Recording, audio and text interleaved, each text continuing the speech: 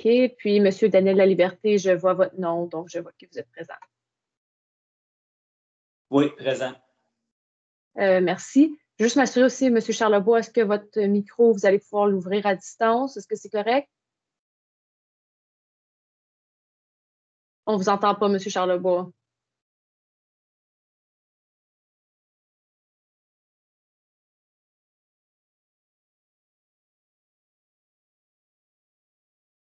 On ne vous entend pas, votre micro est toujours fermé, malheureusement. Je veux juste m'assurer que plus tard, vous allez pouvoir avoir la parole au besoin, là.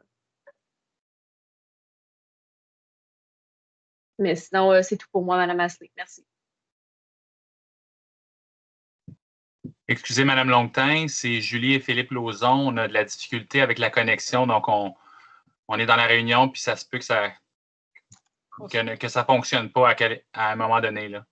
Donc, ça fait 2 fois que ça ne fonctionne pas. Alors, juste pour vous signaler qu'on est présent. Parfait. Merci, M. Lauzon. Merci, Mme Longtin. La seule confirmation que nous manquons essentiellement, c'est Mme Sylvia. Madame Sylvia, si vous voulez ouvrir votre micro et signaler votre présence, il nous fera plaisir de vous souhaiter la bienvenue. Il faut absolument que vous pesez sur Unmute. Je vais attendre quelques secondes. Madame Assé, si vous me permettez, Madame S, j'imagine c'est Sylvia, a dit qu'elle n'entend pas rien du tout. Ah, oh, très bien. Il y avait un petit message dans le coin. Possiblement, est-ce qu'on peut, Madame Longtin, est-ce qu'on peut indiquer à Madame Sylvia de peut-être sortir et de rentrer dans la réunion? Est-ce que vous pensez que ça pourrait aider? Je vais tenter de l'aider à distance, là. Oui, merci. Oui, pendant ce temps, je vais parler avec M. Charlebois. Alors, M. Jacques Charlebois, nous vous voyons avec notre caméra. Je vous entends. Alors, vous pouvez en ce moment fermer votre micro maintenant. J'ai aussi, juste vous dire, j'ai aussi Jean Lauzon avec moi. Très bien. Le propriétaire. Très bien. Merci.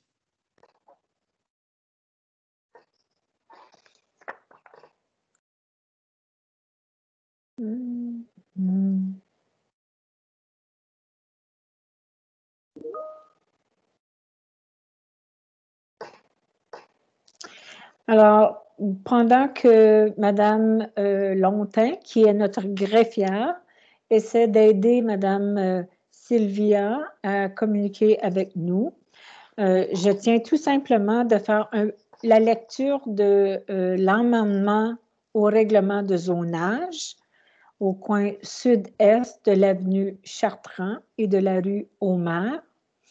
L'amendement proposé au règlement de zonage a pour objectif de changer l'usage du terrain bordant le ruisseau au coin sud-est du croisement entre l'avenue Chartrand et la rue Aumer. Pour ce faire, le requérant a demandé de rezoner le terrain espace vert à résidentiel de densité R3 afin de permettre le développement de 4 maisons de ville en rangées superposées. Chacune d'entre elles est composée de 8 unités de logement pour un total de 32 unités de logement. Alors, ce soir, nous sommes ici pour vous entendre. Nous sommes ici pour vous écouter. Et nous sommes ici pour recevoir vos commentaires sur le projet d'amendement. Ce soir, nous ne sommes pas ici pour faire une décision, mais ici pour entendre le développeur ainsi que tous les citoyens. Et nous espérons que ce rassemblement se fera dans le plus grand respect de tous. J'ai reçu, ainsi que tous les conseillers ont reçu tous les commentaires qui ont été signalés à notre urbaniste, Madame Céleste Cordonnier. J'ai fait la lecture de chacun de vos commentaires que je prends sérieusement. Alors, ce soir, nous allons vous écouter et j'espère que les commentaires que vous allez apporter sont possiblement au-delà de ceux que l'on a déjà reçus. On en a reçu plusieurs et moi, j'ai fait la lecture de chacun. Alors, Madame, en ce moment, nous sommes à l'étape d'écouter, de vous écouter, parce que souvent, les citoyens disent qu'on ne les écoute pas. Alors, ce soir, c'est vraiment ce qu'on appelle une réunion publique pour vous entendre et vous faire entendre. Alors, se faire entendre, c'est pas juste d'un côté, mais c'est deux côtés et il faut le faire dans un respect mutuel. Et c'est ce que je m'attends de vous parce que je sais que les citoyens de Hawkesbury sont des gens très respectueux. Je le sais par expérience. Et je sais c'est ce qui va se dérouler. Alors, s'il vous plaît, si vous avez des commentaires, faites seulement soit lever la... Écoutez, moi, je ne vois pas toutes les personnes, c'est-à-dire je ne vois pas l'image de toutes les personnes qui participent. Mais par contre, si vous allez sous le petit icône qui a un visage avec une main levée, si vous pesez là-dessus, je vais savoir que vous voulez soit faire un commentaire ou poser une question. Et je vais vous mettre en ligne un après les autres. Donc, s'il y a des gens qui veulent faire des commentaires, c'est le temps. Je ne sais pas si Madame Cordonnier, vous êtes avec nous? Je vois que vous êtes avec nous. Alors, Madame Cordonnier, est-ce que vous vouliez faire un genre d'introduction avant? Oui, je pouvais faire une petite présentation du projet très brève. Si oui, ça va je pense que ce serait très bien. Alors, je vous accorde la parole ce soir pour justement expliquer à tous quel est le projet proposé. Alors, je veux que tout le monde sache que c'est un projet proposé. Donc, en ce moment, il n'y a rien de coulé dans le béton, mais par contre, on va écouter les deux côtés. Alors, Madame Cordonnier, qui est notre urbaniste, va vous expliquer ce qui est proposé. Allez-y, Madame Cordonnier. Merci, Madame le maire. Donc, je vais partager mon écran afin que vous puissiez voir la présentation en même temps que je parle. Donc, cette demande d'amendement au zonage a été reçue en mars 2020. Cependant, la réunion publique n'a pas pu avoir lieu à cause de la pandémie de COVID-19, qu'on connaît depuis plus d'1 an maintenant. Suite à l'adaptation des municipalités face à cette crise, on a pu trouver une façon de faire ces réunions pour respecter les délais de traitement des demandes, donc on le fait virtuellement. Et le 15 avril dernier, un avis de réunion publique a donc été publié dans les journaux et envoyé aux propriétaires dans un rayon de 120 mètres de la propriété pour vous aviser de la tenue de la réunion. Donc l'amendement proposé au règlement de zonage, il a pour objectif de changer l'usage du terrain bordant le ruisseau au coin sud-est du croisement entre l'avenue Chartrand et la rue Homers. Pour ce faire, le requérant a demandé de rezoner le terrain de espace vert à résidentiel de densité 3 afin de permettre le développement de 4 maisons de ville en rangées superposées avec 8 unités de logement chacune pour un total de 32 unités. Cette demande, elle a également pour objectif d'ajouter une définition au règlement de zonage numéro 20-2018 pour la typologie de logement maison de ville en rangées superposées. Le site en tant que tel, il longe le tracé de l'avenue Chartrand sur 82 mètres environ. En arrière des maisons, il longe l'avenue, en arrière des maisons, Il longe l'avenue Chartrand sur environ 37 mètres. Puis, ce qui est pour la longueur du côté en arrière des maisons qui donne sur la rue Homers, on a environ 167 mètres. L'aire totale du terrain est de 13 450 mètres carrés, qui fait environ 144 700 pieds carrés. Finalement, le projet aura aussi pour objectif d'étendre la rue Chartrand sur 30 mètres. Après une analyse, le projet se trouve être conforme à la déclaration de principe provinciale. Dans le plan officiel, le site sujet à la demande est identifié comme un secteur des politiques résidentielles, comme on peut le voir sur la carte. Le but de cette politique est de faire la promotion d'une offre équilibrée de logements, afin de satisfaire les besoins sociaux et économiques présents et futurs dans tous les segments de la communauté, tout en fournissant des opportunités de développer de nouveaux usages résidentiels dans des bâtiments à usage mixte, ainsi que des composantes de quartiers non résidentiels comme des écoles, des installations communautaires, des lieux de culte, des parcs et des utilisations commerciales. Ce projet permet d'atteindre un des principes directeurs liés à la croissance entreprise par la densification des aires résidentielles, proposant une certaine mixité également de typologie résidentielle. Donc, dans le règlement de zonage, le terrain est actuellement zoné espace vert, donc c'est pertinent de vérifier aussi la validité du projet vis-à-vis de cette caractéristique. Donc, dans le plan officiel de la ville, on retrouve une section dédiée aux politiques de préservation de l'environnement et au développement durable. Puis, dans cette section, il est mentionné que les zones d'habitat des poissons demandent un examen approprié avant l'approbation d'un nouvel aménagement. C'est pour cela que le développeur a déjà soumis une étude d'impact sur la faune et la flore aquatique, ainsi qu'une étude d'impact environnemental. Dans ces études, on retrouve des recommandations qui énoncent différentes mesures de mitigation à mettre en place dès le début de la construction. Donc, le but de cette politique environnementale, c'est de conserver, protéger et améliorer les caractéristiques du patrimoine naturel de la ville. Deux objectifs sont visés par cette politique. Donc, on a d'abord celle de protéger les caractéristiques importantes du patrimoine naturel des impacts négatifs du développement. Le deuxième objectif, lui, consiste à la préservation et la réhabilitation des caractéristiques du patrimoine naturel au profit des générations futures. Donc, finalement, l'objectif, on en a déjà parlé, c'est de changer le zonage de l'espace vert à résidentiel densité 3, puis d'ajouter une clause pour définir et permettre l'usage de maisons de ville superposées.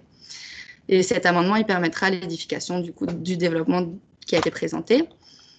La définition qui a été proposée pour la nouvelle typologie de maison de ville superposée, c'est la suivante. C'est un immeuble résidentiel contenant 3 unités d'habitation ou plus, chacune ayant un accès direct depuis le niveau du sol, 1 ou 2 murs mitoyens avec des unités attenantes et se trouve au-dessus ou en dessous d'une autre unité.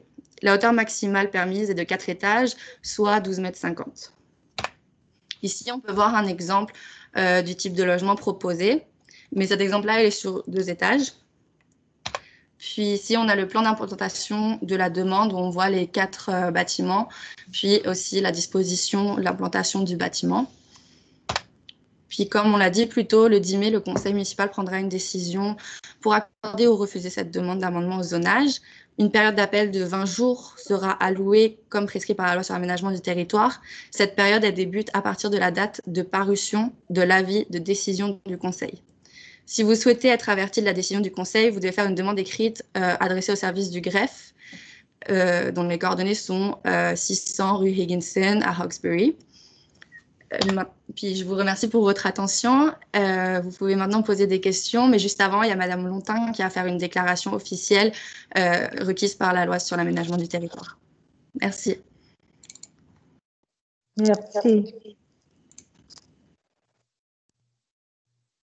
Merci, Mme Cordonnier. Donc, je vais faire la déclaration officielle. Cette réunion publique est requise par la loi sur l'aménagement du territoire et a pour objectif de donner une opportunité aux personnes de faire entendre leurs commentaires et préoccupations concernant la proposition d'amendement au règlement de zonage.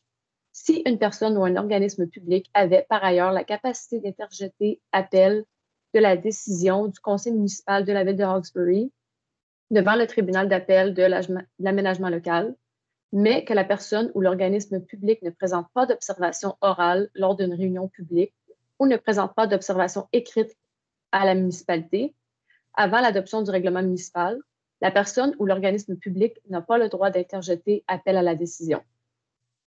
Si une personne ou un organisme public ne présente pas d'observation orale lors d'une réunion publique ou ne présente pas d'observation écrite à la ville de Hawkesbury Avant l'adoption du règlement municipal, la personne ou l'organisme public ne peut pas être joint en tant que partie à l'audition d'un appel dont est saisi le tribunal d'appel de l'aménagement local, à moins qu'il n'existe, de l'avis de ce dernier, des motifs raisonnables de le faire.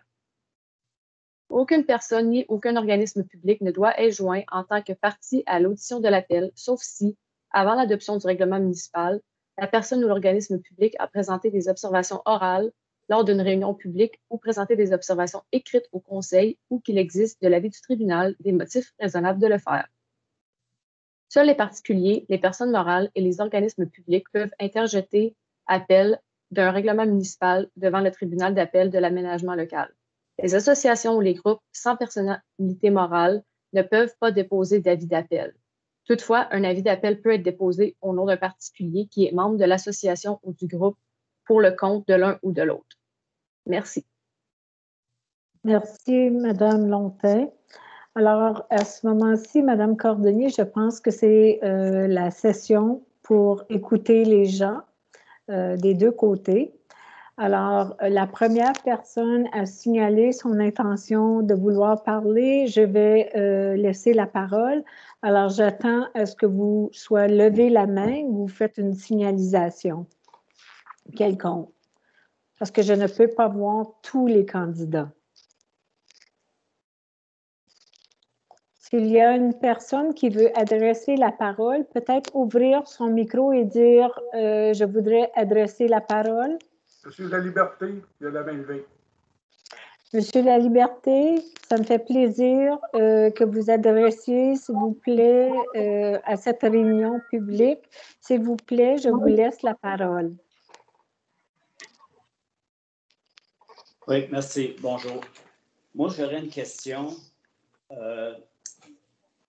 C'est que qu'est-ce que je peux voir comme c'est là, c'est que le projet présenté actuellement est le même qui a été présenté la dernière fois lors qui voulait faire le changement de zonage. J'aimerais savoir si la Ville a fait des études sur les recommandations déjà faites par l'urbaniste qui était là en ce moment-là, surtout sur la question du système des eaux usées qu'elle avait mentionné pour que ça prenait une étude peut-être pour les stations de pompage ou parce qu'on était très éloigné de centre d'épuration, du plan d'épuration. Qu'à un moment donné, il fallait qu'il y ait des études pour ça parce que là, on rajoute encore assez de gens, puis de 32 condos. Puis l'autre chose qui m'avait aussi particulièrement que je trouvais assez important, c'était sur le système routier. Qui, à ce temps-là, créait des effets néfastes et négatifs, puis qui est encore la même chose, parce que c'est les mêmes rues, c'est les mêmes choses. Surtout sur l'avenue Chartrand, qui créait beaucoup de va-et-vient, puis sur les rues avoisinantes. Il encore là, il ne faut pas oublier qu'on va rajouter encore beaucoup de véhicules. Ça fait que je ne sais pas s'il y a eu des études là-dessus ou selon les recommandations qui avaient été demandées. Merci, M. La Liberté. Et je tiens à vous remercier pour votre courage de poser les questions. Et je vais laisser la parole à Mme Céleste Cordonnier, qui est vraiment la personne titulaire du dossier. Alors, Mme Cordonnier, est-ce que vous pourriez offrir des réponses à M. La Liberté? Oui, merci. Je peux lui fournir une réponse surtout par rapport au système routier. Parce qu'il faut savoir qu'il y a un règlement de Development Charges qui a été voté en septembre 2020 qui est fait de sorte qu'il y a plusieurs projets qui vont avoir lieu pour les infrastructures municipales. Donc, dans ce règlement, il y a une étude qui le suit. Et dans cette étude, il y a justement des propositions d'amélioration de, par exemple, Chartrand qui va être relié à Main Street ou la 4 par le nord, et ainsi que l'ajout de trottoirs de chaque côté de la route sur la rue Nelson entre Chartrand et la rue Ouest. Il faut savoir aussi qu'il y a un projet de relier la rue Ouest à l'autoroute 17. Donc, la circulation, il va y avoir un changement dans cette zone. Il va aussi y avoir d'autres développements puisqu'il y a des terres vacantes au sud du projet, mais aussi à l'ouest, excusez-moi, tout à l'ouest de la ville. Donc, il va y avoir une augmentation de la circulation, c'est sûr, mais il faut savoir qu'il y a des mesures qui vont être mises en place et il y a toujours des façons d'améliorer les routes si on constate qu'il y a un trop grand développement rapidement et qu'il manque des infrastructures. Par rapport au système d'égouts, je pense que M. Serrurier pourrait répondre puisqu'il a sûrement fait partie des discussions préliminaires avec Manon lors de la préconsultation qui, je pense, a eu lieu en 2019 ou en début 2020. Madame Cordelier, est-ce qu'il serait possible pour vous de répéter ce que vous avez mentionné à M. Laliberté en anglais, puisqu'on a des personnes qui parlent seulement anglais? Oui, j'essaie de me rappeler exactement des mots, mais... Vous allez parler du système routier, commencer par le système routier et ensuite le système des eaux usées. Okay. So for the street frame, the traffic problem, it's considered in development charges bylaw and a study that has been made to support this bylaw. In the study, we find some projects to link Chartrand Avenue to the County Road 4 and to add sidewalks on each side of the street on Nelson Street between Chartrand Avenue and West Street. Also, West Street is going to be linked to the County Road number 17, and there are a lot of vacant lands at the east of this area and in the south. So there will be eventually developments on those lands. So the traffic situation will change on one side because of the new traffic improvements, and on the other side because of the future developments. Concerning the water treatment system, I think Mr. Serrurier will be able to respond better than me because he might has been part of the pre-consultation meetings with Manon Belle-Île, which was the planner who treated the beginning of this application. Thank you. Merci, Mme Cordelier. Monsieur Serrurier, est-ce que vous pourrez rassurer Monsieur Laliberté concernant le système des eaux usées? Oui, certainement. Est-ce que vous voulez que je le fasse en français, en anglais ou les deux? Je pense que vous devriez faire les deux. OK. J'ai eu une conversation, j'ai eu plusieurs conversations avec Jonathan Wilson, le directeur des travaux publics et d'ingénierie à Ville d'Hawkesbury. La Civil Engineering travaille sur plusieurs dossiers dans le secteur ouest de la ville. Et puis, c'est certain qu'on regarde toutes les approches d'infrastructure à ceux qu'on est conforme et qu'on entrevoit pas de problème. Il y a eu un plan maître qui a été complété récemment pour la ville de Hawkesbury pour tout ce qui est égouts sanitaires, station de pompage, conduite forcée, usine d'épuration, etc. Sur la rue, puis j'ai révisé ça avec Jonathan récemment. Sur la rue Chartrand, en ce moment, les égouts sont en bonne condition, les capacités sont en bas de 90%. On n'a pas des détails de conduite à conduite vraiment spécifiques.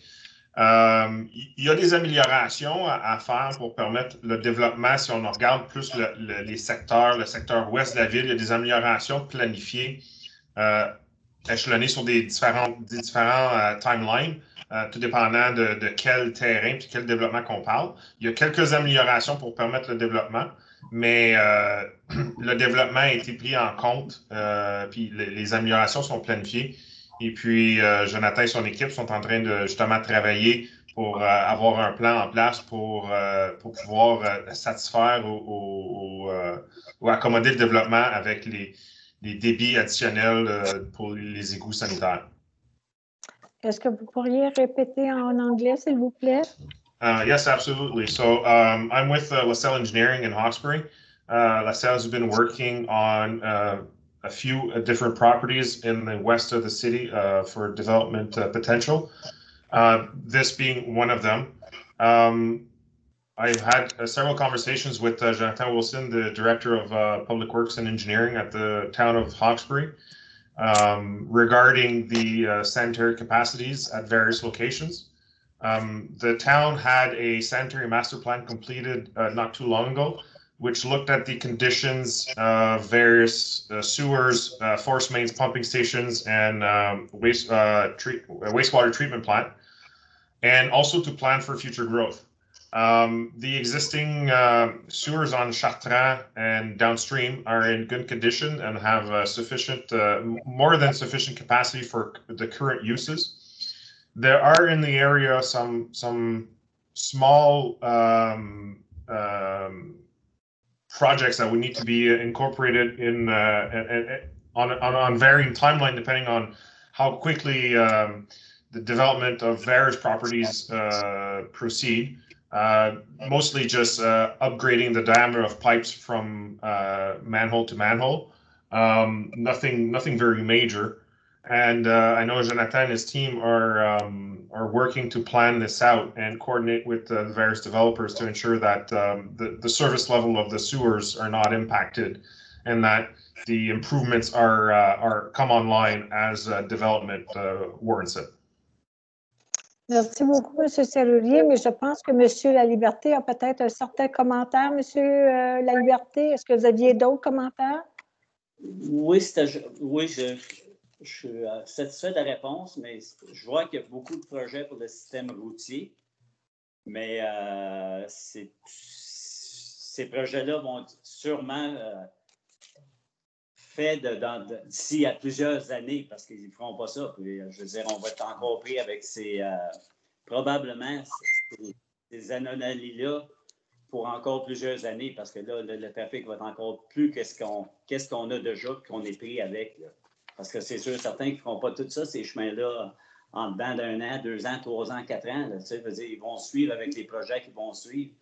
Fait qu'on va toujours être pas mal pris avec cette quantité élevée-là de trafic qui est vraiment, comme c'est là, pas mal à son maximum, puis qui va être encore doublé là, avec ce qu'on va avoir. Là. Si je comprends. Très bien, M. Laliberté. Je pense qu'on a très bien compris vos inquiétudes et essentiellement, on prend ça en note. Je vous remercie d'avoir le courage d'avoir adressé la parole. Merci. Je sais que la prochaine personne que je vois la main levée est Mme Joanne Mir. Madame Mir, je vais vous laisser la parole. Si vous voulez ouvrir votre micro. Bonjour.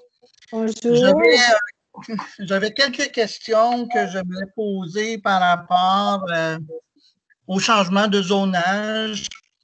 Je me demandais tout d'abord si c'était habituel de passer d'un zonage espace vert, c'est-à-dire un lieu où on ne peut faire aucune construction. Je sais parce que je m'étais informé, autrefois je voulais acheter la parcelle de terrain et on m'avait dit qu'on ne pouvait mettre aucune construction permanente pour ce terrain-là, donc on a laissé aller l'idée. Comment on peut passer maintenant d'un espace vert à un espace résidentiel 3 qui ouvre la porte à des logements multiples, quand même une densité importante de logements. Je me demandais si c'était habituel, ça se faisait aussi facilement. La deuxième chose que je voulais aborder, c'est le ruisseau, justement. Qui est quand même un ruisseau important où il y a beaucoup d'écoulement d'eau, surtout en temps d'intempéries. Nous, les résidents, on voit le niveau d'eau monter très rapidement dans ce ruisseau-là. Je me demandais les mesures qu'on propose pour mitiger, puisque les stationnements sont prévus pour être construits en bordure sur la berge directe du ruisseau, ce qui veut dire que cette berge-là va devoir être modifiée pour accueillir ces stationnements-là. Qu'est-ce que ça représente pour la santé de cette zone-là? Parce que la neige des stationnements va de toute évidence être rejeté dans le ruisseau, ce qui veut dire que le sel de dégellement va suivre. C'est un ruisseau qui se déverse dans la rivière des Outaouais, près de notre usine d'épuration d'eau et tout. Donc, j'ai de sérieuses préoccupations par rapport à la santé du ruisseau. C'est quand même une zone où il y a de la faune que nous voyons de façon régulière. Donc, ça va déloger toute cette faune, ça va changer, modifier cet environnement-là. Il ne faut pas oublier que c'est un quartier qui est zoné R1 et il y a très peu d'espace vert qui reste dans tout le secteur. Il y a le parc Cadieux qui est près de l'école secondaire, mais c'est tout de même à quelques rues d'ici. Donc, c'est aussi une préoccupation que j'aimerais savoir comment ça va être abordé. Merci beaucoup, Mme Mir. Merci beaucoup d'avoir le courage de venir nous adresser vos commentaires et vos inquiétudes. Je vais laisser la parole à Mme Cordonnier qui pourra vous adresser. Vous avez soulevé 3 items, dont un, l'espace vert zoné à R3, qui est logement multiple. Le deuxième, c'est le ruisseau et le niveau d'eau qui augmente, le débit qui augmente rapidement et le stationnement qui est prêt et l'endroit pour y mettre la neige. Alors, je vais laisser Mme Cordonnier répondre à vos inquiétudes. Mme Cordonnier? Oui, merci. Alors, tout d'abord, merci Mme Mir pour vos commentaires. Pour ce qui concerne l'espace vert, le changement de zonage à espace vert, il faut savoir que afin d'appuyer leur demande, les promoteurs ont fourni des études pour démontrer qu'il n'y aurait pas d'impact. Je pense que ça a été zoné espace vert à l'époque à cause justement de la zone inondable qui existait, qui était signalée. Cependant, suite aux études, on a d'abord d'un côté des recommandations pour minimiser les impacts sur la faune et la flore, ainsi que l'étude démontre, il y a eu une recherche qui a été faite vis-à-vis des espèces qui y résident, puis cette étude a démontré que ce n'étaient pas des espèces en danger ou à préserver spécifiquement. Également, pour ce qui est du changement de zonage, excusez-moi, il faut savoir que c'est un espace vert, mais ce n'est pas un terrain public, c'est une propriété privée. Donc, ce n'est pas un parc en tant que tel, ce n'est pas un parc public. Donc, à ce moment-là, le propriétaire est en droit de demander un changement de zonage si c'est en accord avec toutes les études qui sont faites et qui ont été justement demandées par les gestionnaires qui sont en charge d'appliquer les procédures.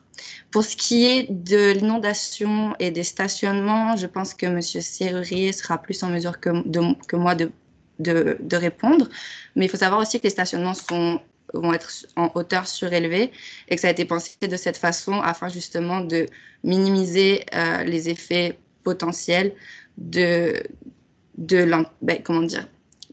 minimiser les contraintes environnementales, c'est-à-dire de mettre le bâtiment plus en arrière pour moins mettre de poids sur le bord de la berge.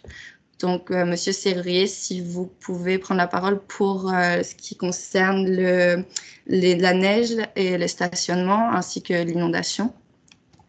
Monsieur Serrurier, je vous laisse la parole et peut-être si vous pouvez réitérer le sommaire de Mme Serrurier en anglais pour nos téléspectateurs qui sont unilingues anglophones. Côté planning, je vais faire mon possible. C'est pas mon expertise, mais from a planning perspective, the question was how can a property zone open space be changed to a residential zone to permit land development and construction? And it was noted that the property itself is private property, and that the proponent has the ability, if he or she so wishes, to apply for a zoning change. But to be successful with your zoning application, you have to submit a long list of studies like planning studies, fisheries impact assessment, environmental impact assessment, geotechnical studies, servicing study, et cetera, And only after meeting the requirements of the approving authority and the various guidelines that that apply from a local, provincial, and federal perspective, can the approving authority pass judgment on the application. Is that pretty good? Merci beaucoup. Oui, mais par contre, seulement essayer de répondre à l'inquiétude de Mme Mir au sujet du débit d'eau et oui, aussi certainement. l'endroit pour mettre la neige.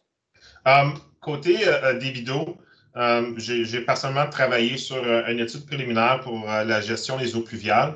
On a regardé, dans le cadre de cette étude-là, on a regardé des études qui avaient été faites au préalable pour le West Tributary of Hawkesbury Creek, qui est le nom qu'on a donné à ce cours d'eau-là.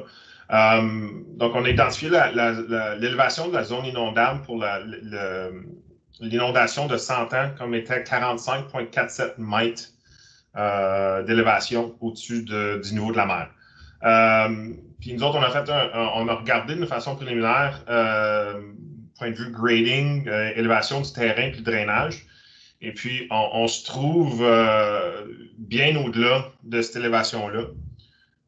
Donc, le développement n'impactera pas la zone inondable. Donc, il n'y aura pas de remblai dans la zone inondable. Et puis, il n'y aura pas d'impact aussi sur la capacité de ce ruisseau-là d'acheminer son eau à la rivière des Outaouais. Autre chose aussi, comme que j'ai mentionné en anglais, côté planning, il y a eu une étude pour les impacts sur les habitats de poissons. Les habitats de poissons ont été quantifiés et qualifiés, et puis des recommandations ont été mises en place pour des marges de recul minimum, et puis les autres mesures de protection pendant la construction, mais aussi à long terme, pour préserver l'habitat de poissons. Donc, c'est très commun en Ontario de ce genre d'études-là pour le développement en bordure de cours d'eau. Donc, ça va être s'assurer que les recommandations sont respectées durant la construction et à long terme, et que le développement tel quel soit planifié de façon à tenir compte des marges de recul minimum et des autres critères à respecter du point de vue habitat de poisson. En ce qui est trait à la neige et le sel, il faut comprendre que l'épandage de sel, c'est très commun dans notre région. Et puis, le sel qui est épandu dans les entrées privées ou les chemins publics, le sel est soluble, puis il finit dans nos cours d'eau, dans nos puisards, dans nos cours d'eau, dans nos rivières. Ça fait partie de la vie un peu parce qu'on veut quand même avoir des chemins sécuritaires.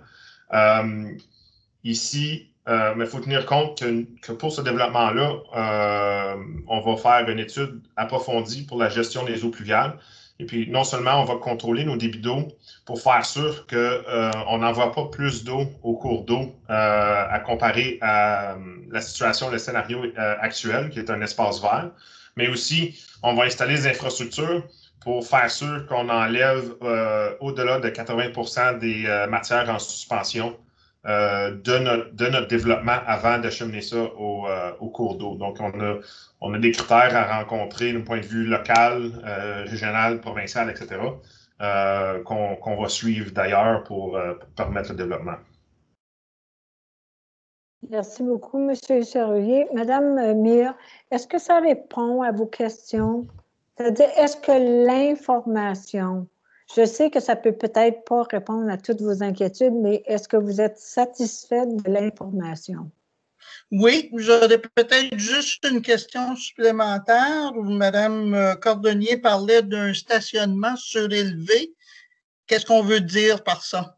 Et l'autre question, c'est qui a fait les études environnementales? On n'a pas eu accès aux documents, là. Bon, pour ce qui est du stationnement, ce que je voulais dire, c'était qu'il n'allait pas être proche du ruisseau. C'est là que je voulais dire par surélevé. C'est-à-dire que le ruisseau est en contrebas, le stationnement ne va pas changer la topographie du site. Pour ce qui est des études, je ne sais pas si on peut donner le nom. Il faudrait voir avec Mme Longtin. Est-ce qu'on peut? Pour l'instant, non. Je ne peux pas divulguer cette information-là. Vous allez devoir me soumettre une demande d'accès à l'information que j'avais déjà partagée. Madame Mir, c'est tout simplement parce que bien souvent, ce sont des Excusez-moi. consultants. Alors, Excusez-moi. vous pouvez certainement. Oui, Madame, un instant, Madame Diane. Je vais simplement terminer avec Madame Mir. OK. Madame Mir, c'est parce que ces études-là, ils sont faits par des consultants qui sont embauchés par le développeur, mais certainement, si vous faites une demande à l'accès à l'information, vous pourrez y avoir accès. C'est juste qu'on ne peut pas le dévoiler là, publiquement.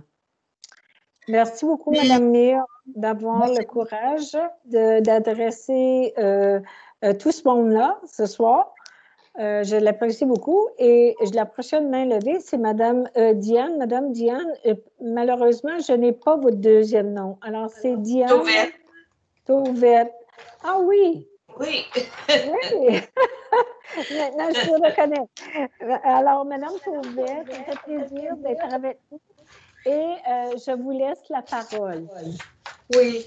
En référence aux études, moi, j'ai communiqué avec Dan Etier, qui est la personne ressource auprès du ministère des Affaires municipales sur la question de l'aménagement. Et puis, je lui ai parlé de ça, qu'il y avait des études qui avaient été faites et puis qu'on n'avait pas accès, qu'on devait faire une demande d'accès à l'information. Ce qu'il m'a répondu, je vais citer Section 3510 of the Planning Act, that the municipality shall make the prescribed information and any other information deemed necessary in support of an application available for view within 15 days of the application being deemed a complete information.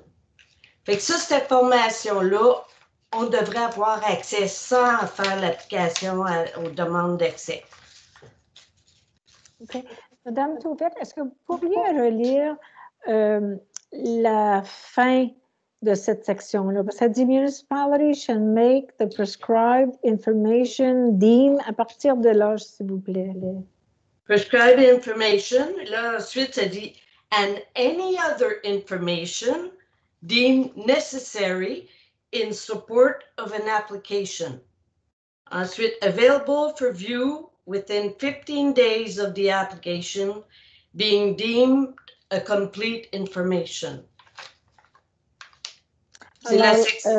OK, donc essentiellement, lorsqu'on parle à l'intérieur de 15 jours de l'application, donc il s'agit de déterminer qu'est-ce qu'on veut dire par le mot application. Alors, vous savez que Mme Mir et Mme Tauvette veulent tout simplement vous dire que de remplir une demande d'accès à l'information, c'est très facile. Ça ne demande pas beaucoup d'expertise et si jamais vous voulez avoir certains documents plus rapidement, vous pouvez le faire. Dans cette section-là, je vais demander à Mme Cordonnier de lire la section juste pour s'assurer qu'est-ce qu'on veut dire dans 15 jours de l'application. C'est quelle application du changement de zonage. Donc, c'est à partir de cette date-là. Donc, je n'ai pas toute la section devant moi, mais certainement, je vais laisser à Mme Cordonnier de s'assurer que cette section de la loi municipale soit respectée, mais il s'agit de toute la lire dans son ensemble. Oui, cependant, j'aurais besoin. C'est la loi sur l'aménagement du territoire, il me semble que Mme Tauvette a cité. Oui, c'est ça. Cependant, j'ai du mal à trouver l'article en question. 35. 34, 10. 34, 10. Oui. 34, 10. Merci.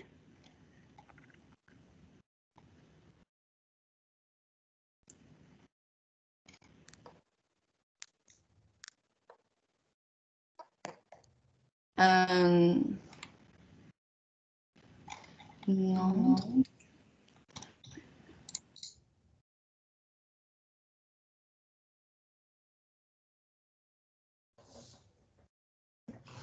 Par contre, Madame Cordonnier, je pense que il vaut mieux que vous preniez le temps de bien lire la section et de communiquer avec Madame Tauvette en termes de, je pense qu'ils veulent obtenir des copies de l'étude environnementale qui a été faite.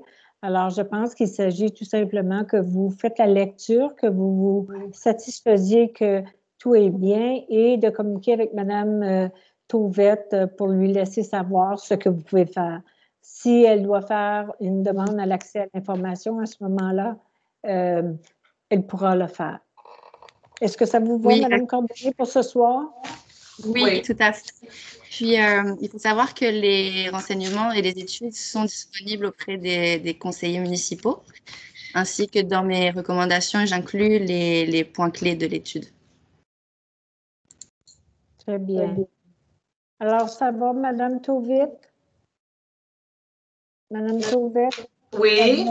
Alors, Madame Cordonnier va prendre le temps de bien lire l'article sur la loi de l'aménagement du territoire et pourra communiquer avec vous ou vice-versa pour s'assurer de comment vous pouvez être en mesure de revoir les études environnementales qui ont été faites.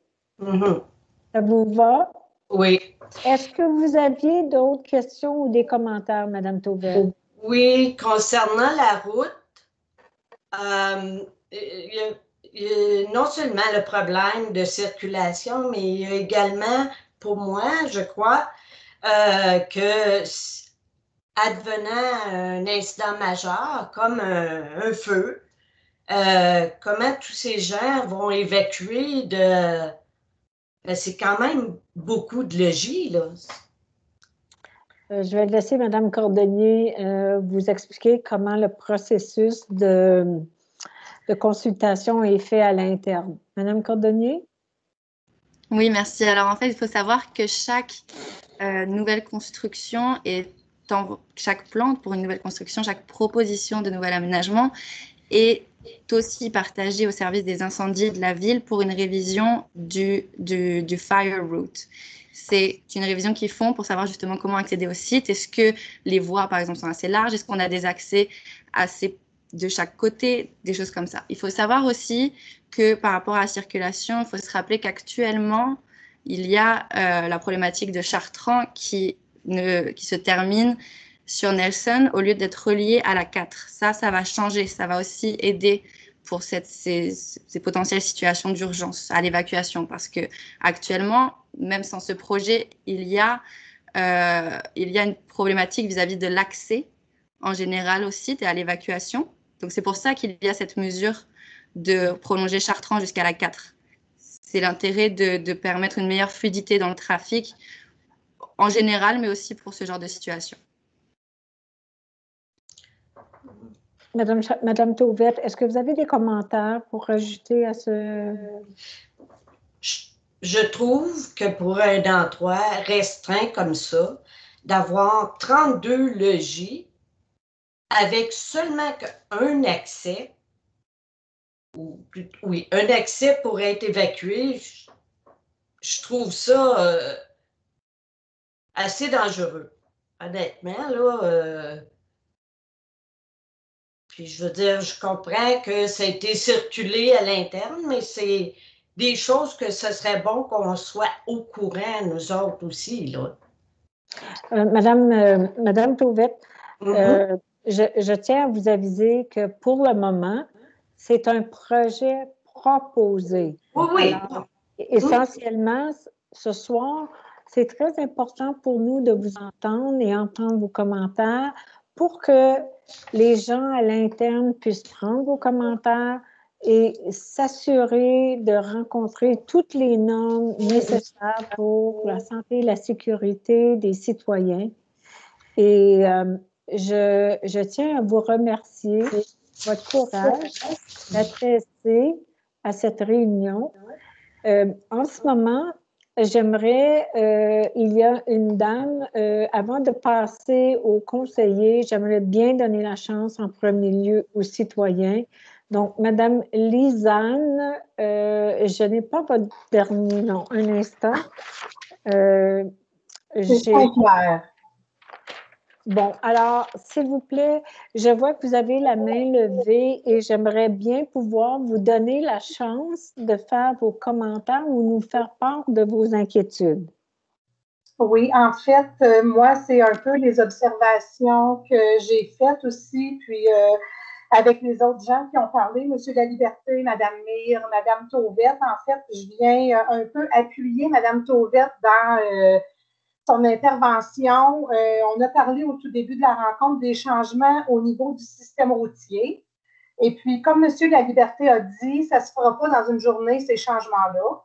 Puis, malgré ça, à mon point de vue, moi, j'habite sur la rue Chartrand. Je suis l'avant-dernière maison de la rue Chartrand. Je suis d'avis que même si toutes les infrastructures sont faites pour faire des changements en lien avec la rue Chartrand qui va se rendre sur la route 4 ou la rue Ouest qui va se rendre sur la 17, je ne vois pas en quoi ça va améliorer l'entrée et la sortie du territoire dont on parle. Il va quand même y avoir seulement qu'une entrée, puis une entrée ou une sortie pour tout ce groupe de gens-là. Alors, il y a déjà beaucoup de trafic sur la rue Chartrand, qui se rend sur la rue Mario, sur la rue Rock. Il y a du trafic intense. Puis là, on ajoute une rue pour permettre à 32 unités de rentrer et de sortir. Alors, quand il va y avoir, exemple, quelque chose au niveau d'une urgence, je ne vois pas comment l'accès sur la route 17 par la ouest ou des trottoirs sur la rue Nelson va augmenter la fluidité du trafic là, pour les gens qui pourraient habiter à l'arrière. Fait que ça, c'est un point que je voulais apporter pour appuyer les gens qui ont parlé avant moi. Et aussi, quand on parle de la zone écologique, si on veut, ma question est, il y a quelques années, on a eu le droit de s'opposer à une telle construction à l'arrière. Moi, je parle parce que c'est en arrière de chez moi, là. Puis, il y avait la faune, la flore, les courants d'eau, le ministère, en fait, là, qui était impliqué dans ça. Puis, il y avait des choses qui avaient été refusées. Comment se fait-il que maintenant, ça pourrait être permis? Qu'est-ce qui a changé tant que ça dans la société ou dans l'environnement pour que ce soit permis maintenant? Merci beaucoup, Madame, pour faire vos commentaires et le courage de les faire. Et je vais laisser la parole à Madame Cordonnier pour répondre à vos inquiétudes. Madame Cordonnier? Merci. Alors, en ce qui concerne le trafic, il faut savoir que c'est un phénomène global qui a des répercussions selon la trame. C'est-à-dire que là, par exemple, si on prend un exemple concret, une personne qui veut rejoindre Main Street, qui va s'arrêter au coin de Nelson et de Chartrand, va faire un arrêt plus long que si elle est tout droit, par exemple. Il y aura des mesures de trafic qui vont être mises en place aussi avec cette liaison.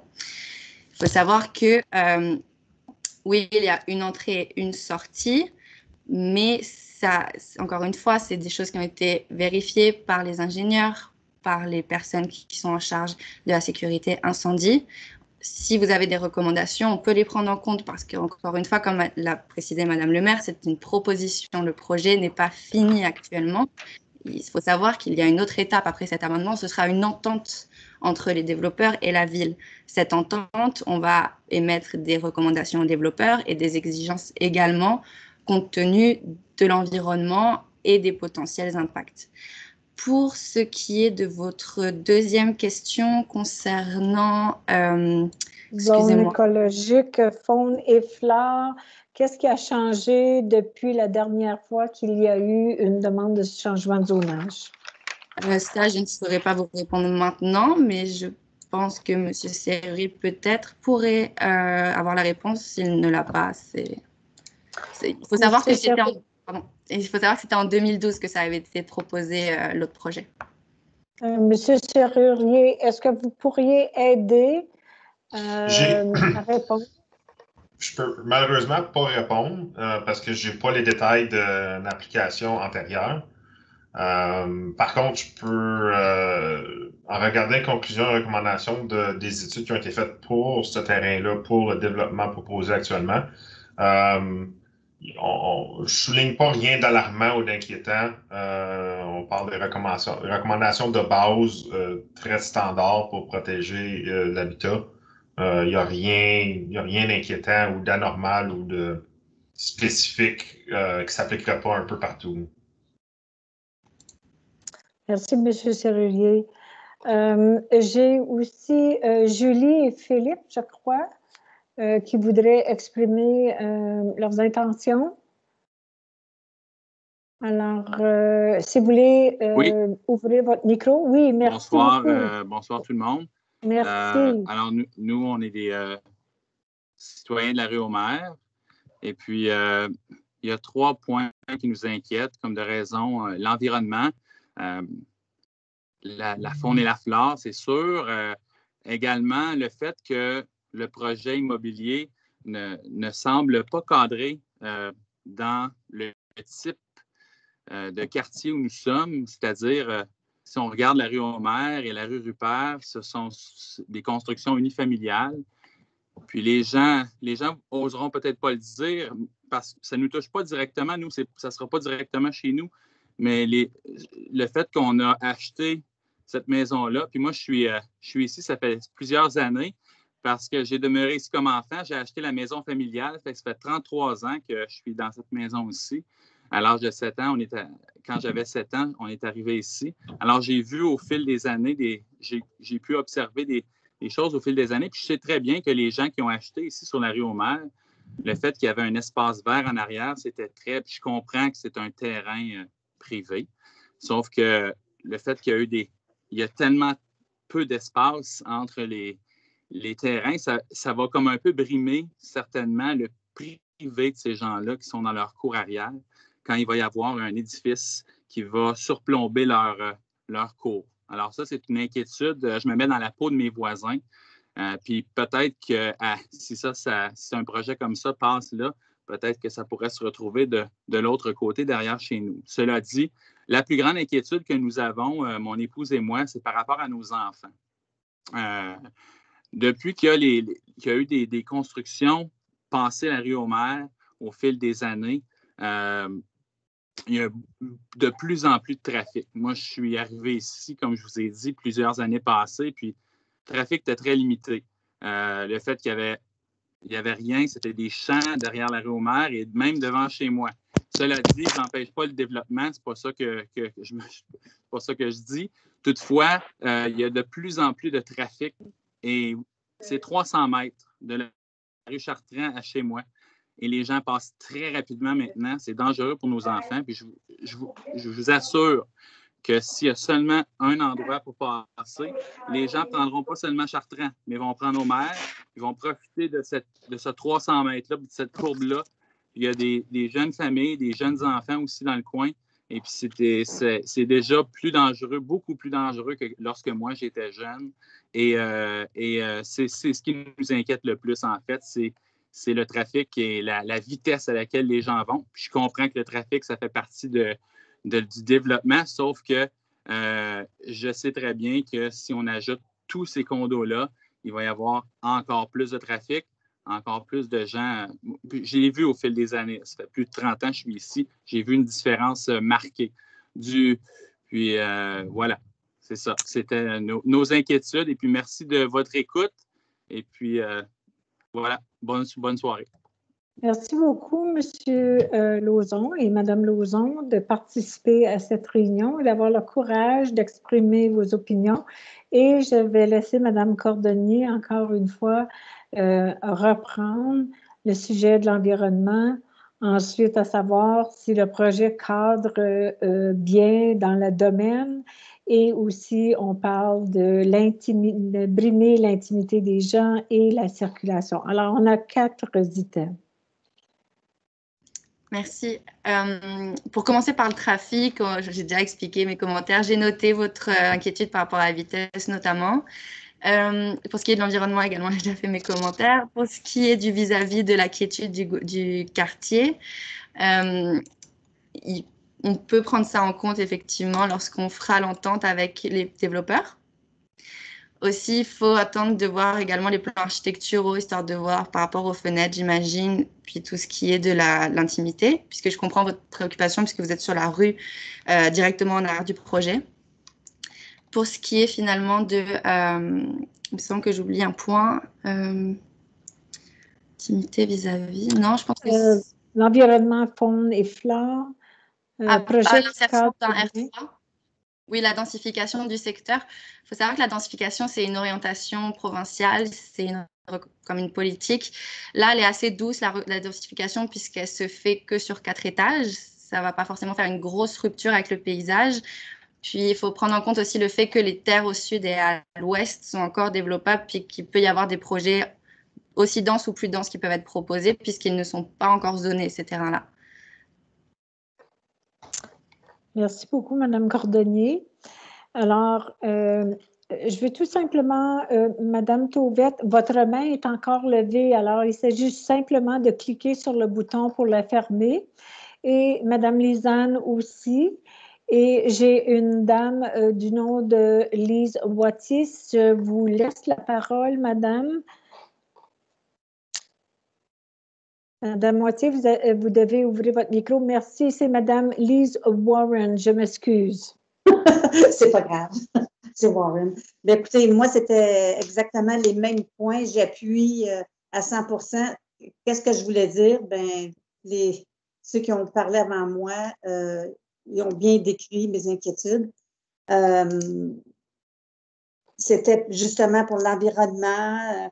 En 2012, lorsque ça avait été discuté, il y avait pour les véhicules d'urgence et puis la cueillette de déchets en principe, qu'il y avait un problème justement à cause que le chemin, je ne sais pas, qu'est-ce que vous avez-vous réglé ce sujet-là?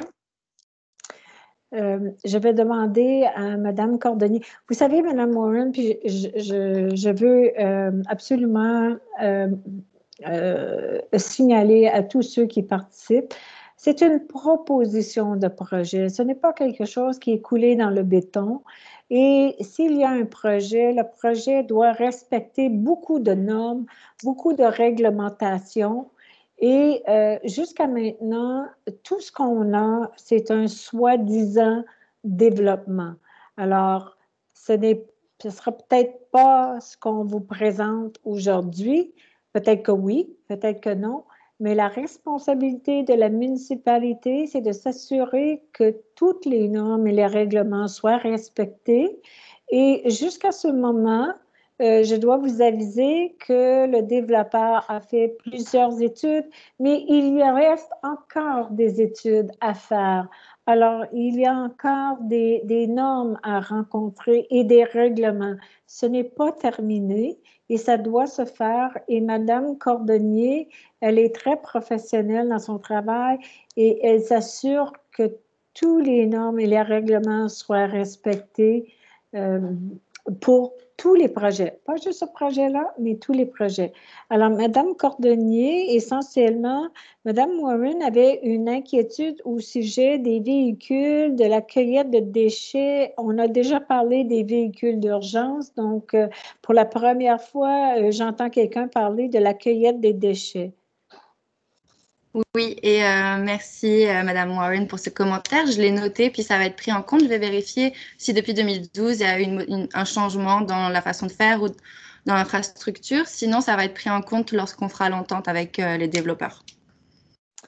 Oui, je désire aussi vous assurer que lorsqu'un développeur décide de développer, avant qu'il commence, il doit signer une entente. Et dans cette entente, il y a plusieurs conditions qu'il doit remplir.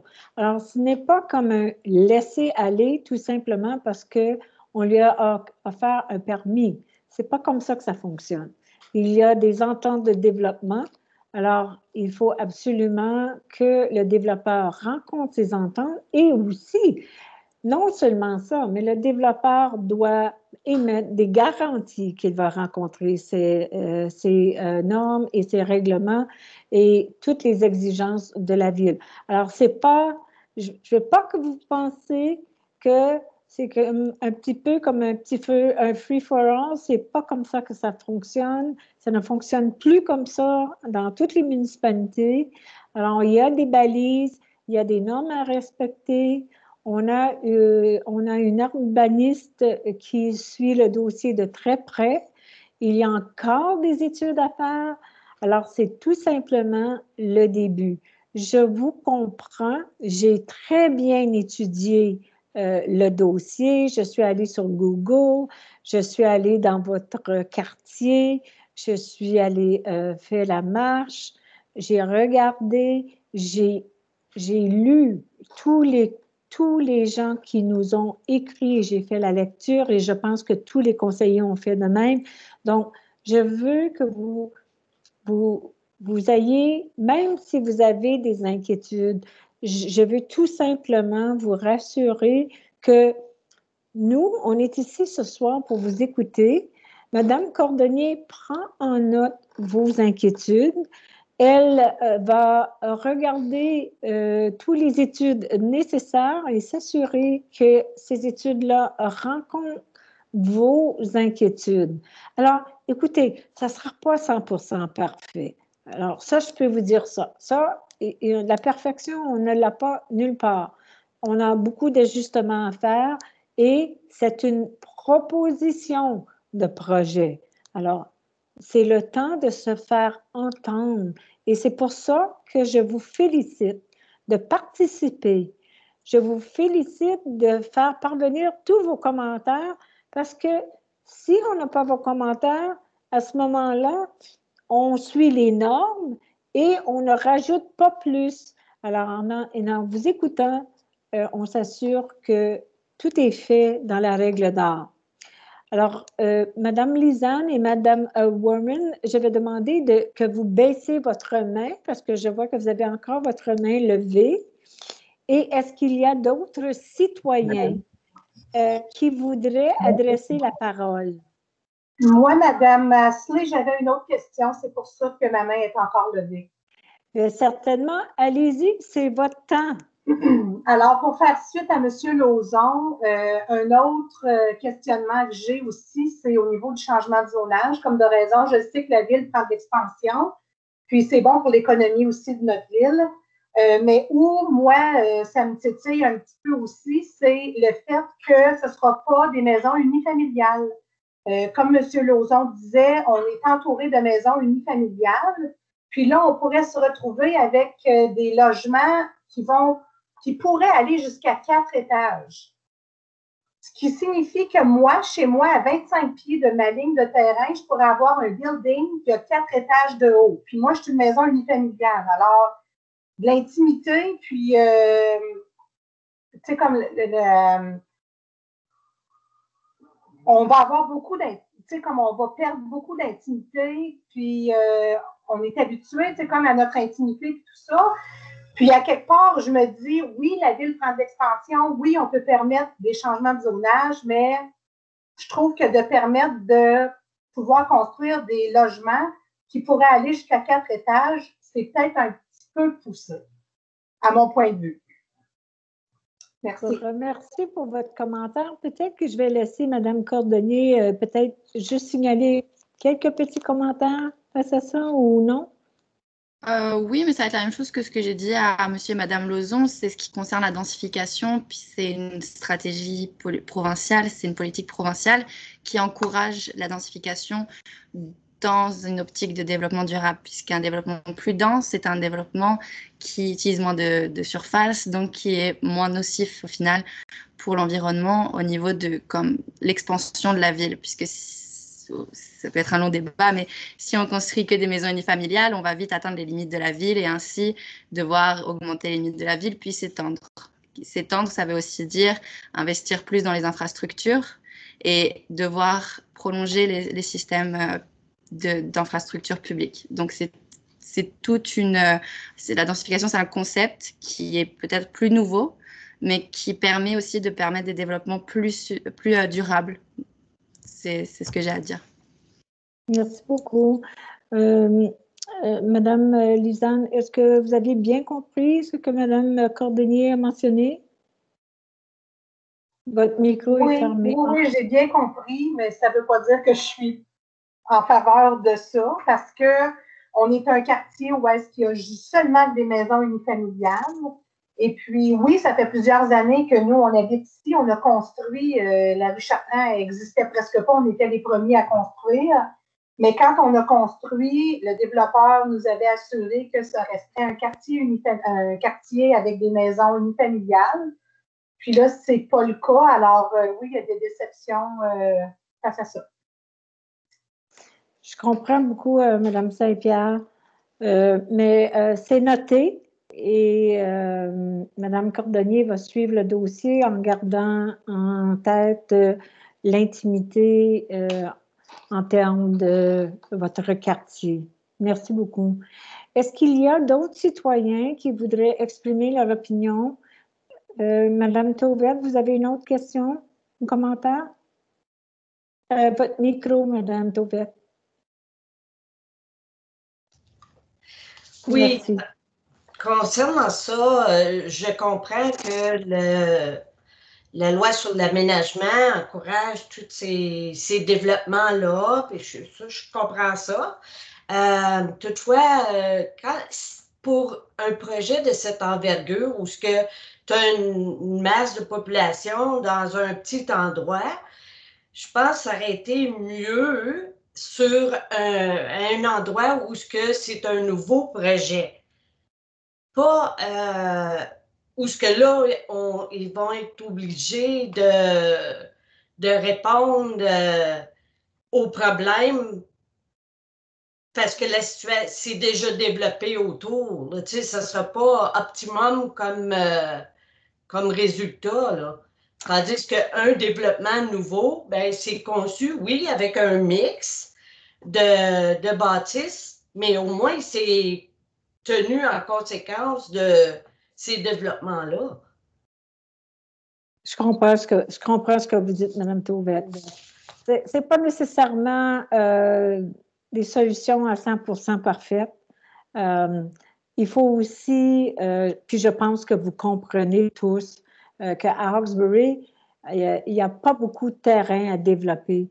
Et comme Mme Cordonnier disait, un des principes de la province, c'est la densification, parce qu'avec la densification, ça fait qu'il y a moins de demandes en termes de l'extension de nos services d'eau et d'égout, qui fait que ça augmente évidemment les taxes pour tout le monde.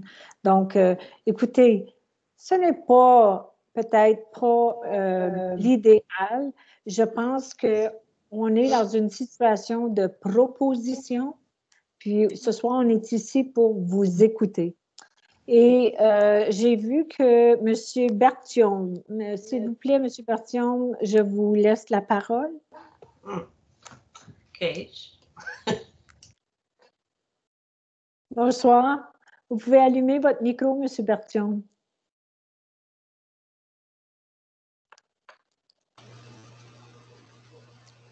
Ça va. Je pense qu'on va vous entendre. OK. Disons que moi, c'est un peu les mêmes choses que tous les gens viennent de mentionner. Je ne suis pas d'accord sur plusieurs choses, mais disons, moi, je veux juste envoyer quelque chose. En 2012, moi, j'ai passé 2 jours au coin de la rue Chartrand à vérifier les autos, les camions, les autobus d'école qui passaient là, soir et matin, pendant 2 jours de temps. C'est incroyable le nombre de véhicules qui passent là dans une route qui est si étroite. On parlait aussi de la rue Chartrand. Moi, je demeure sur la rue Homer. Mais n'oubliez pas une chose, que sur la rue Homer, là, il y a beaucoup de véhicules, au lieu de passer sur Chartrand, ils s'en viennent passer sur la rue Homer. Comme M. Lauzon disait tantôt, les autres, ils restent dans le coin de la rue Homer. Il y a une couple de véhicules qui sont toujours stationnés là, puis la rue n'est pas tellement large. Fait qu'il y a beaucoup de trafic qui passe là. L'hiver, malheureusement, on est les dernières rues qui sont faites au point de vue de neige. Fait que c'est dur à rencontrer 2 voitures quand on s'en va dans ce coin-là. Mon autre chose que je voulais dire, parce que Je pourrais parler pendant bien longtemps. Mais disons, à ce moment-là, c'était en 2012, quand on avait été à l'Assemblée de conseil, la proposition avait été rejetée par tout le conseil au complet. Pourquoi aujourd'hui qu'on est obligé de revenir encore pour se battre pour ces choses-là? Je sais que c'est une soirée, disons, que poser des questions, mais je voudrais savoir ça. Puis il y avait une chose que Mme Tauvette a parlé, que plusieurs ont parlé, c'est la route en arrière. Il n'y a pas de sortie, il y a simplement qu'une route. Si jamais il y aurait un incendie à cause du gaz, parce que ça va être le gaz probablement qui va être là, à cause du gaz, il y a quelqu'un de, je sais pas, des pompiers, avec les grosseurs des camions de pompiers aujourd'hui, les ambulanciers, les ambulances vont passer là, les autos vont passer là, les gens, il faut qu'ils sortent de leur maison avec une rue si étroite. Ils ne peuvent pas sortir à l'autre bout. Disons, c'est un peu mes commentaires que je voulais faire. Madame Cordonnier, je sais qu'elle va penser à tout ça. Juste pour rajouter deux choses, c'est que moi, je suis construit sur la rue Homer, ça fait 38 ans. Je regardais Mme Cordonnier tantôt, probablement qu'elle n'était même pas au monde dans ce temps-là. Il commençait à nous promettre que la rue Chartrand a pour déboucher sur la route qui va à Lorgnal. Il n'y a rien de fait. Ça fait une trentaine d'années qu'on entend parler de ça, puis il n'y a rien de fait. Encore ce soir, elle nous parle de ça. Combien de temps que ça va prendre si jamais le projet existe? Deuxième chose, je voudrais tous vous remercier, tout le monde. Je sais que les conseillers, il y en a qui sont venus voir le terrain en arrière, nous ont dit, il y en a qui ont dit que ça ne va pas de bon sens. Mais en tout cas, on vous laisse ça, puis j'espère que vous allez penser à nous autres. Merci beaucoup. Bonne soirée.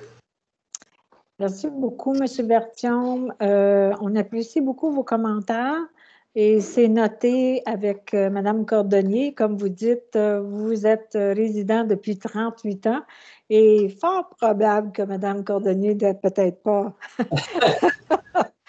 dans ce monde à ce moment-là. Je ne vais pas poser la question. Cependant, je dois vous avouer que Mme Cordonnier, elle est très professionnelle. Elle travaille très fort. Elle s'assure qu'il y ait une belle harmonie dans ce qui est fait. Et comme je vous ai dit, c'est une proposition. Et savez-vous, si on n'a pas de proposition, comment est-ce qu'on va poser des questions? Exact. Alors, ce soir, nous avons une proposition et c'est le temps de se poser des questions, Comme vous dites, en 2012, il y avait eu certains questionnements et la décision avait été refusée. Alors, je pense que c'est à Mme Cordonnier d'étudier le dossier, de retourner un peu en arrière, de voir qu'est-ce qui a changé, le pourquoi, et possiblement soit de vous envoyer un courriel ou de vous aviser ou quoi que ce soit. Je pense que j'ai vraiment confiance que Mme Cordonnier va bien prendre soin de ce dossier. Et nous sommes très, très conscients de vos inquiétudes. Et je pense que les inquiétudes, en majorité, ce sont des inquiétudes valables qui valent la peine d'être regardées, étudiées encore et mieux approfondies, parce que si on n'a pas de développement, on ne se pose pas de questions. Alors, si on a un développement, c'est le temps de se poser des questions et de voir qu'est-ce qu'on peut modifier possiblement pour rendre la vie beaucoup plus plaisante pour tout le monde. Moi, je tiens à vous remercier pour votre courage d'avoir soumis vos commentaires. Je pense que c'est très valable. Nous avons quand même un développeur qui voudrait faire un projet. Il a soumis une proposition. Mais ça ne veut pas dire qu'il n'y a peut-être pas de changements qui peuvent avoir lieu. Le promoteur, le développeur est ici avec nous. Alors, il nous entend, il vous a entendu et il est très, très conscient de tout ce que vous avez soulevé. Et n'oubliez pas, Mme Cordonnier a noté vos commentaires. Donc, ce n'est pas parti dans l'air. Et si par hasard, vous dites, bien là, on est allé faire nos commentaires, puis on voit que peut-être ça va d'avant. Mais je veux tout simplement vous dire que oui, on prend vos commentaires, on les prend en considération et on regarde les normes, les règles, les lois, les principes de la province pour s'assurer que l'on répond à tout à ça. Et c'est avec ça que Mme Cordonnier va conjuguer avec le développeur pour bien balancer le développement. Alors, j'apprécie beaucoup vos interventions. C'est bienvenu. Et je vois que nous avons aussi une autre dame qui voudrait faire une intervention. C'est Mme Joanne Kennel. Alors, je vais lui laisser la chance. Et M. Bertion, je vais vous demander de fermer votre micro tout simplement pour pas que pour pas faire du bruit. Merci. Merci. Je l'apprécie beaucoup. Bonsoir, Mme Kennel, et bienvenue. C'est à votre tour de faire valoir votre point de vue. Bien, merci beaucoup. Bonsoir à tous. Puis j'appuie mes voisins, tous les commentaires qu'ils ont dit. Puis je voulais juste mentionner une inquiétude concernant le petit ruisseau en arrière. Là. Je ne sais pas si ça n'a pas été mentionné, mais je ne sais plus en quelle année, mais ma copine, elle demeurait ici jeune, puis il y a déjà eu une inondation, mais je ne sais pas si c'était en 1979 ou 80. Mais en tout cas, elle est plus sûre de l'année, puis elle dit qu'elle me mentionnait que les gens se promenaient en chaloupe sur la rue au Maire. Ça veut dire que tantôt, quand j'entendais, je ne sais plus, monsieur, concernant l'urbanisme ou je ne sais pas trop, il disait qu'il n'y a aucun danger en tout cas, je ne sais pas s'il a dit aucun danger, mais qu'il n'y aurait pas de danger que ça soit inondé. Mais il ne peut pas. Comment il peut dire ça quand des fois, le niveau d'eau, ça monte. Puis nous, des fois, on va prendre des matchs, puis quand il pleut, puis le terrain, c'est tellement mou. Comme, on fait des tests, puis on avait été voir les tests, puis il avait fait des trous, puis il y avait je ne sais pas combien d'eau dans les trous. Comme quand tantôt, il mentionnait qu'on dirait qu'il n'y a pas de danger là, de zone inondable. Nous, comme. Quand la fonte des neiges, l'eau, elle monte comme très haut.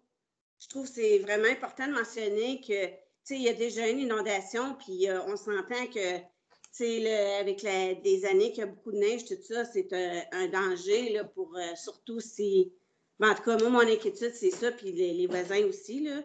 Puis aussi, je l'ai mentionné comme tous mes voisins aussi, M. Lauzon, tout ça, l'intimité, ça va brimer notre intimité comme 4 étages. Là, je pense qu'en tout cas, quand on se baigne, tout ça, on n'appréciera pas quelqu'un nous regarder. Là, puis je trouve, en tout cas, c'est juste un projet, comme vous dites, là, c'est pas encore fait, là, mais c'est juste des inquiétudes qu'on. En tout cas, pour le ruisseau, tout ça, moi, je suis bien inquiète parce que je me dis, on ne peut pas prévenir des inondations. Puis on ne sait pas d'année en année la neige ou la fonte des neiges, que ça peut augmenter le niveau du ruisseau et tout ça. C'était juste mon inquiétude de faire ça. Merci, Mme Kennel, d'avoir le courage de venir faire vos commentaires et aussi de nous faire part de vos inquiétudes. Mme Cordonnier, l'urbaniste, va noter certainement votre inquiétude. C'est sûr que la plaine inondable, ça fait partie de l'étude aussi. Alors, merci d'avoir soulevé ce commentaire. Alors, oui? Excusez, je ne voulais pas vous couper, mais est-ce que ce sera possible qu'elle recule en quelle année qu'il y avait eu ces inondations-là, juste pour... Madame Cordonnier? En 82, en 86. Ah, OK, merci, M. Paquet. 82-86. Oui, c'est give or take une année, là, mais c'est là-dedans parce que mon père vivait près du ruisseau à Kipling. OK. OK, c'est ça. En chaloupe.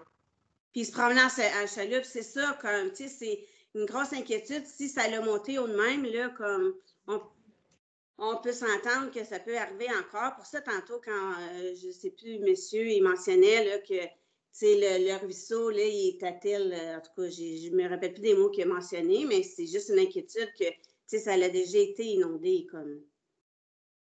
Oui. Possiblement que M. Serrurier va être en position peut-être de jeter plus un bon œil là-dessus, mais certainement, Mme Cordonnier a noté votre commentaire et c'est bien apprécié. Bien, merci beaucoup. Vous êtes bienvenue. Et merci de faire partie de cette réunion. Alors, tous ceux qui, comme Mme Kennel, votre petite main, ceux qui ont déjà parlé, qui ont la main déjà levée, vous allez cliquer sur votre bouton, puis ça va faire descendre votre main, si vous avez déjà parlé. Alors, essentiellement, est-ce qu'il y a d'autres citoyens qui veulent dire un mot? Je ne vois pas tout le monde. 119, 80, il dit 82. Votre nom, s'il vous plaît? Pourriez-vous répéter votre nom?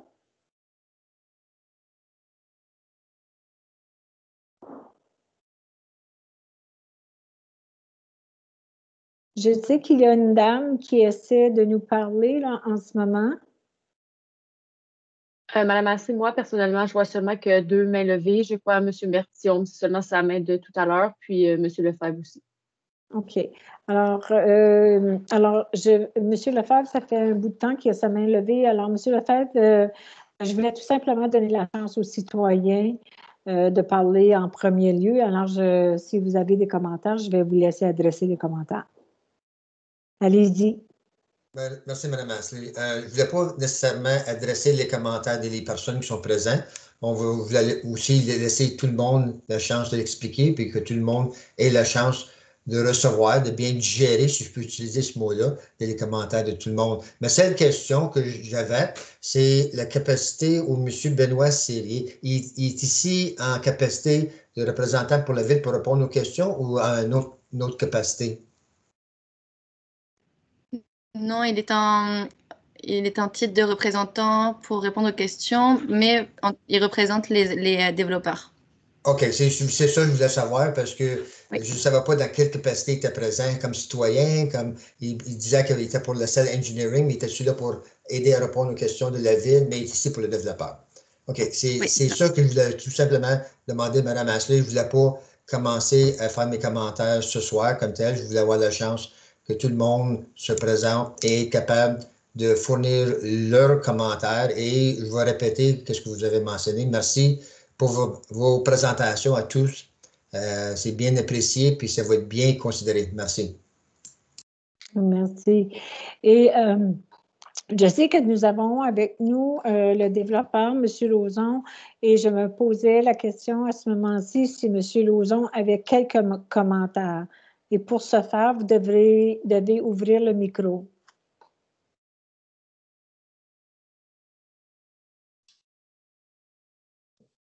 Oui, bonjour. Alors, bonjour, M. Lauzon. Bonjour. Ben, je n'ai pas de commentaire à placer. OK, donc vous n'avez pas de commentaire pour le moment. C'est ça, les études ont été faites, puis Donc, vous avez noté les gens. C'est ça? C'est ça? Oui. Merci beaucoup. Alors, à ce moment-ci... C'est quoi la question? C'est quoi votre question, Mme Assis? Pardon? C'était quoi votre question? Je n'avais pas de question. Simplement vous demander si vous aviez des commentaires. Non, mais les études et tout ce que vous aviez besoin pour la ville de TFL, s'il y a des personnes qui veulent avoir les informations, ils vont juste faire les demandes. Très bien. Alors, je vous demanderai de votre micro. Ah, fermé? Fermé? Oui. Merci. Merci beaucoup parce que lorsque les micros sont ouverts, ça cause énormément d'écho. Alors, à ce moment-ci, nous avons entendu beaucoup de commentaires, certaines inquiétudes, des questions, des réponses. On a encore du travail à faire, évidemment. Et je tiens à remercier très sincèrement les citoyens de Hawkesbury pour votre intérêt et surtout pour votre respect. Je pense que de venir à la table du conseil, on n'est pas à la table, mais à la table virtuelle du conseil et de s'exprimer, ça prend beaucoup de courage. les gens, ils pensent que c'est facile, mais c'est pas si facile que ça. Et j'apprécie beaucoup le fait que vous exprimez vos opinions, votre honnêteté, votre sincérité et surtout votre respect et civilité. Et il y a beaucoup, c'est ce que je remarque parmi les gens de Hawkesbury, il y a beaucoup de respect, de civilité et je l'apprécie énormément. Alors, je vois que Mme Cordonnier a un commentaire avant que nous fermons la réunion. Moi aussi, Mme Assé. Oui, merci. Oui, un instant. Merci, Madame le maire. Je tenais également à remercier tout le monde pour sa participation et pour avoir émis des commentaires qui seront pris en compte. Je voulais également annoncer que je vais reporter ma recommandation au Conseil à la réunion ordinaire du Conseil du 31 mai afin de faire un examen plus approfondi des nouveaux commentaires reçus, puisque j'avais basé ma recommandation à présenter lundi prochain sur les commentaires écrits. Donc, suite aux nouveaux commentaires et aux recherches à faire, je déplace la recommandation au 31 mai. Merci. Merci beaucoup, Mme Cordonnier. Et je vais passer la parole à M. Paquette. M. Paquette, allez-y. Merci, Mme la maire. Je ne me souviens pas d'avoir passé un règlement de zonage de espace vert à R3 dans même mon premier terme. Je ne dis pas que je ne l'ai pas fait, je ne me souviens tout simplement pas. La seule inquiétude que j'ai à ce niveau-là, et que j'aimerais que peut-être avant même qu'on prenne une décision sur le changement de zonage, parce que je ne suis pas vraiment familier comment ça va fonctionner, là. Mais la sécurité des gens là, en cas de désastre, qui se passerait, mettons, à l'ouest de la rue, je ne sais pas comment il va s'appeler celui-là, mais à la rue Chartrand, si vous voulez. Comment est-ce qu'on évacue les gens qui sont plus à l'est? C'est une chose de pompiers qu'on a mentionné tantôt, mais il n'y a pas vraiment de plan de pompiers présenté encore. L'inquiétude que j'ai dans tout ça, là, tout ça étant dit, c'est que si le conseil décide d'aller d'avant avec le R3, mais que les pompiers ils disent non, le terrain va-tu vraiment rester R3 pour toujours ou comment ça fonctionne? Je n'ai jamais été dans cette situation-là. Fait que c'est pour ça que je pose la question. Parce qu'après que le conseil aura pris une décision de le mettre à R3, ben, va-tu rester à R3 même si les pompiers disent que c'est pas vraiment adéquat? Non, ça va. Vous comprenez ce que je veux dire? Oui, certainement, M. Paquette. Je pense que je vais laisser la parole à Mme Cordonnier qui va expliquer comment le processus se fait à l'interne. Allez-y, Mme Cordonnier. Oui, merci. Alors, en fait, oui, si, par exemple, le projet est amendé, le terrain est amendé et puis il change de zonage, mais que le projet n'a pas lieu, le zonage reste puisqu'il a été adopté. Après, il faudrait se renseigner là-dessus, mais peut-être que le conseil, comme quand on adopte la recommandation pour changer le zonage et le règlement, ça peut être une condition que le zonage soit seulement changé pour ce projet. Si le projet n'a pas lieu, le zonage ne change pas. Un changement de zonage conditionnel. Il faudrait se renseigner là-dessus. Je pense que c'est une procédure qui peut être appliquée également. Finalement, pour ce qui est des pompiers, on essaye toujours de faire les vérifications à l'avance. Je vous avoue qu'il y a eu un changement de gestionnaire dans les pompiers également. Donc, par précaution, je vais m'assurer de resoumettre les plans à ce nouvel employé pour avoir également son point de vue. Puis, c'est pour cela aussi que j'ai préféré repousser ma recommandation, justement pour être sûre de pouvoir refaire tous les examens suite aux grandes inquiétudes qui ont été partagées ce soir. Alors, merci, M. Paquette, et merci à tous. Alors, avant de quitter, je dois faire l'ajournement et j'ai besoin d'un proposeur et d'un appuyant. Oh, excusez-moi, M. Campbell, c'est parce que je ne vois pas votre photo. Un instant, là, je regarde sur mon écran. M. Campbell, allez-y si vous avez de quoi rajouter. Oui, je remercie tout le monde d'avoir participé. Et puis, j'ai qu'une question, moi, que j'ai de la misère à comprendre. Je sais que les égouts pluviales, c'est payé par le contracteur, mais l'affaire pour le sel, là, je ne sais pas comment il dit qu'il veut limiter le débit de sel dans la petite rivière, là. Celle-là, je n'ai pas capable de le comprendre. Et puis, j'aimerais savoir qui paye pour ça. C'est-tu le contracteur ou c'est nous autres? Je pense que M. Serrurier a parlé de ça. Monsieur Serrurier, est-ce que vous êtes toujours avec nous? Oui. Est-ce que vous pourriez nous aider à clarifier cette question? Ben, côté sel, qu'est-ce que j'avais mentionné? C'est parce que la question avait été soulevée. Côté sel, il y a déjà du sel qui est étendu dans les rues d'Hawkesbury, chemin de comté et les municipalités avoisinantes. Donc, il y a déjà du sel qui va dans tous nos cours d'eau au travers du Canada. Donc, c'est pas nouveau puis c'est pas spécifique à ce projet-là. C'est mon seul commentaire. L'autre chose, si on parle de qui paye pourquoi, le développeur va payer la grande majorité des dépenses, c'est pas 100% des dépenses. Le seul temps que la municipalité va payer pour le développement, c'est au travers des frais de développement qui sont, dans le fond, qui sont payés par les permis de construction. Donc, c'est quand même pas des fonds publics qui sont utilisés pour faire des améliorations dans les infrastructures publiques. Donc, longue histoire courte, c'est le développement paye pour le développement. Puis côté sel, ben, c'est une réalité qu'on vit avec. C'est pas l'ajout de ce développement-là qui va avoir un gros impact sur le montant de calcium ou le montant de sel qui est dans les cours d'eau. Non, OK, c'est ça. Mais il me semblait, la manière que vous l'aviez parlé, là, j'avais compris qu'il y avait un genre de séparateur à quelque part. Oui, ça va être pour les matières en suspension. Comme tout ce qui est poussière, métaux, hydrocarbures, des huiles, etc.